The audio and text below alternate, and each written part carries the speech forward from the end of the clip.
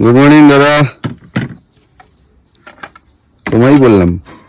আমি হচ্ছে ভিডিও করে বললাম, sorry. Good morning, good morning sir. আজকে তাহলে আমাদের ব্রেকফাস্টে আছে কি? আজকে ব্রেকফাস্টে আপনারা পাবেন রুটি, আলুর দম এবং অমলেট। ও বাহ, দারুণ দারুণ। পেটে খিদায় দৌড়াচ্ছে, একটু আমাদের দিয়ে দাও তাড়াতাড়ি, একদম, আমরা খাতা একদম, আমি খেতে আনছি। শুরু করবো।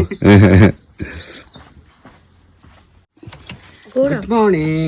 আজকে ব্রেকফাস্ট আমাদের এই হচ্ছে গরম গরম একদম পারফেক্ট শেপের গোল রুটি। দেখি একটা ভাব আছে, ফ্লপি ভাব আছে, সুন্দর। তার সাথে কি আছে এখন আমি দেখবো। ও তরকারি একটা, এটা কি? আলুর তরকারি আছে। আলুর তরকারি। আচ্ছা, একটু এটা একটুখানি কষা করলে এটা আলু মিমির আলু হয়ে যেত। না, এটা কসুরি মেথি দেওয়া আছে। আচ্ছা আচ্ছা।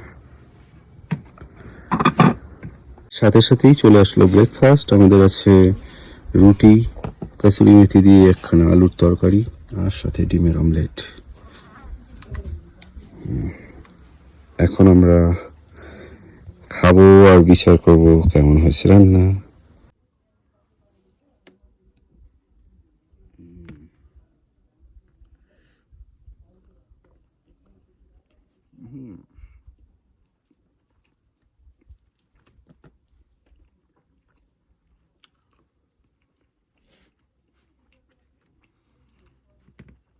খুব সুন্দর রান্না। এই হোমস্টের যে দিদি রয়েছেন খুবই ভালো রান্না করে, কারণ কাল থেকে আমরা খাচ্ছি, লাঞ্চ ডিনার করেছি, প্রত্যেক কটা খাবার কিন্তু খুব ভালো করেছে উনি। আর একটা বাঙালি টাচ রয়েছে, যেটা একদম ঘরোয়া বাঙালি, আমরা ঘরে যেটা খাই সেই টাচটা রয়েছে।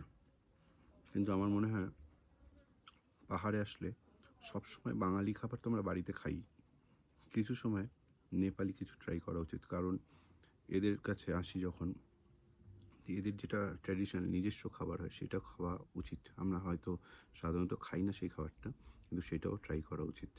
আপনারা ট্রাই করবেন অবশ্যই।